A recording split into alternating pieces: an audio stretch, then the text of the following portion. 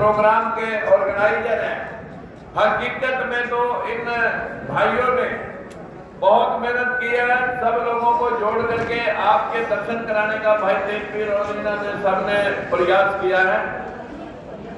लेकिन जो मंच में बहुत सारे वक्ता बैठे हैं, हमारे सुरेश जांगड़ा जी नारनौल से चल के आए हैं, लालचंद जी उधर से चल के आए हैं। अगर मैं नाम लेने लगा तो यहाँ पर सभी सुनील जी और जुलाना के बहुत सारे लोग, महम के सफेदों से और रोहतक से बहुत सरदारी आ जाई है।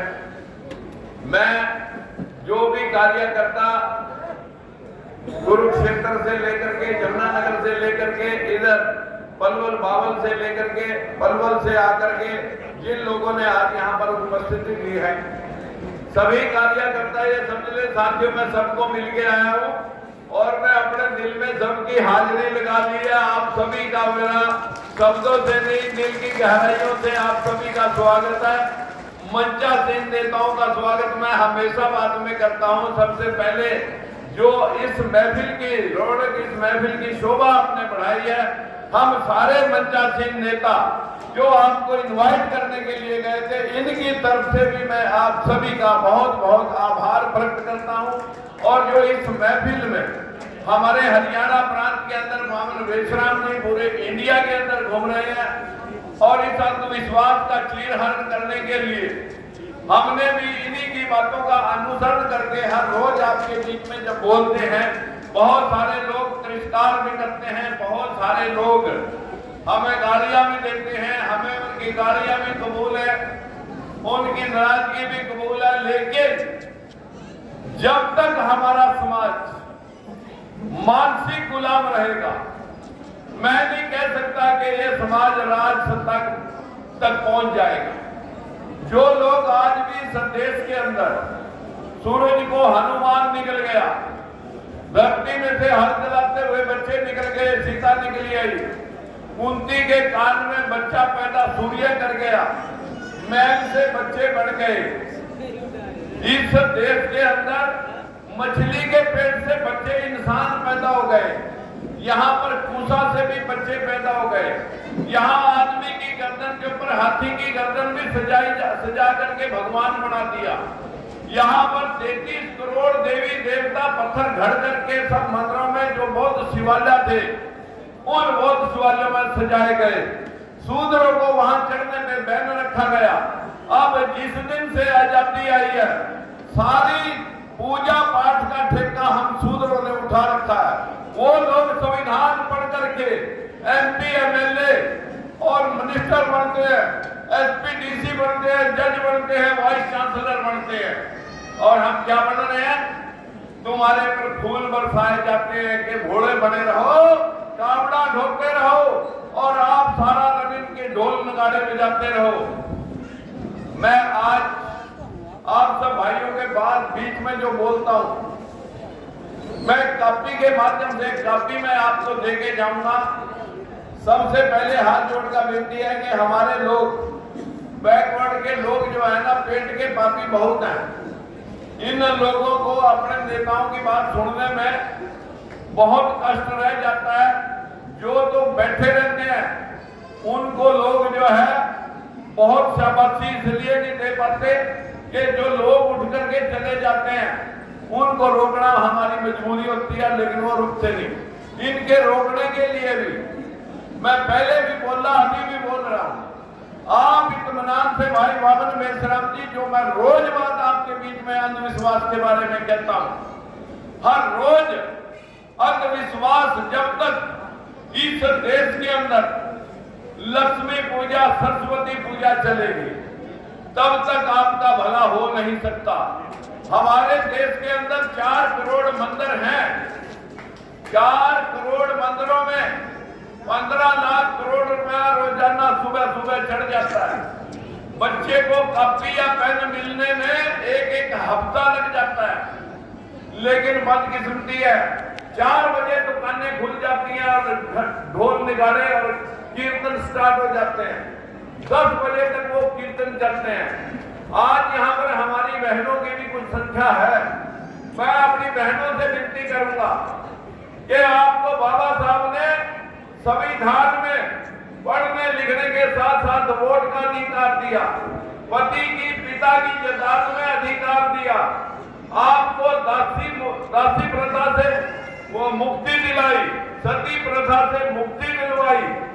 आप संविधान पढ़ करके एसपी बन सकती है, डीसी बन सकती है, इस देश की राष्ट्रपति, प्राइम मिनिस्टर और चीफ मिनिस्टर बन सकती हैं। आप इस देश में जज बन सकती हैं, लेकिन किसी मंदिर की महंत नहीं बन सकती।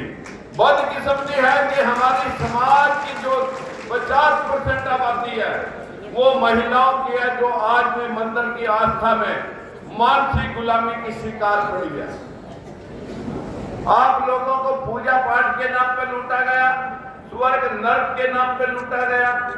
एक दिन मथुरा और वृंदावन के कुछ लोग, मैंने जब कहा रामायण महाभारत इस देश में हुई ही नहीं, हमारे देश की ललाई सिंह यादव की किताब को आप पढ़ लो, 19 सितंबर 1976 का फैसला पढ़ लो, और मेरे हाथ में ये पेपर है, ये मैं साथ में लेके आता हूं।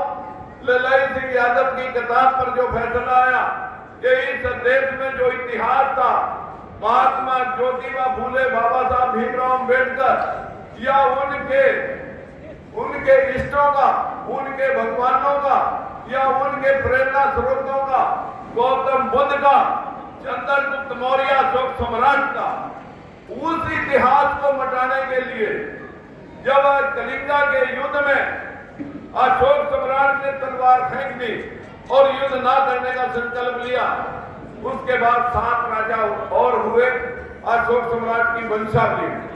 अशोक सम्राट की वंशावली का आखिरी राजा बृहदत्त मौर्य हुआ। उस बृहदत्त मौर्य के दरबार में पुष्यमित्र सुंग एक मनुवादी साथियों दरबारी लेखक था, जिसकी लड़की सुंदर थी, राजा के साथ शादी करके और सेनापति का खिताब ले लिया।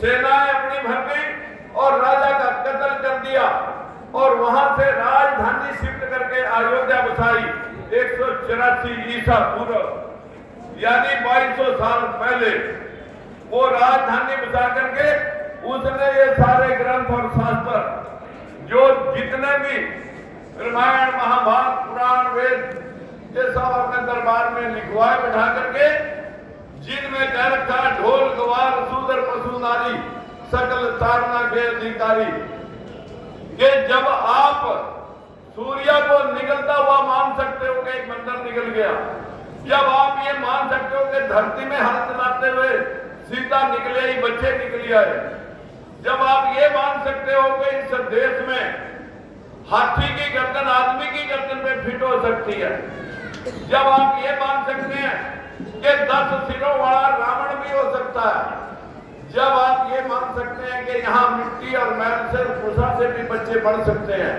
तो तभी उन्होंने वो चौपाई लिखी होगी जिस चौपाई में लिख रखा कि ढोल गवार शूद्र पशु नारी सकल ताड़ना के अधिकारी। मेरे भाइयों मेरी बहनों, आज सारा समय मैं वामन मेषराम जी को ही दे देता हूं। मैं अपनी बात एक कॉपी में आज आपको देके जाऊंगा। मैंने रथ यात्रा के माध्यम से पूरा हरियाणा कवर किया, लेकिन राजकुमार सैनी के साथ अभी बैकवर्ड समाज के लोग बाहर आकर के चुपके में कहीं अकेले में खड़ के बात करते हैं। कभी कहीं कांग्रेस वाले या बीजेपी वाले इनको देख ना ले। जब तक आपका ये रवैया रहेगा, जब तक आपकी ये सोच रहेगी, तब तक हम आपको इंसाफ नहीं दिला सकते। साथियों, हमें राज की भूख नहीं है। राज मैंने बंसीलाल के पास छोड़ा मंत्री पद जब आपके साथ भेदभाव हो रहा था, चौटाला के पास छोड़ा जब भेदभाव हो रहा था, और बीजेपी में छोड़ा जब भेदभाव हो रहा था। भेदभाव के खिलाफ हमने एक ऐलान कर रखा कि जनगणना कराओ, जिसकी जैसी संख्या भारी वैसी उसकी हिस्सेदारी, 100% आरक्षण करो। जब तक हम बैकवर्ड लोग ऊपरले लोगों के तलवे चाटते रहेंगे, तब तक आप राज की बात सोचना मत। अगर हम छोटे भाई और बड़े भाई सारे इकट्ठे हो जाएंगे, एससी और बीसी इकट्ठा हो जाएगा, साथियों मैं छाती ठोक करके कह सकता हूं कि मर सकता हूं, कट सकता हूं, लेकिन आपके हितों के साथ खिलवाड़ नहीं देख सकता। जब तक लड़ाई लड़ूंगा, जब तक घर के अंदर आखिरी सांस है।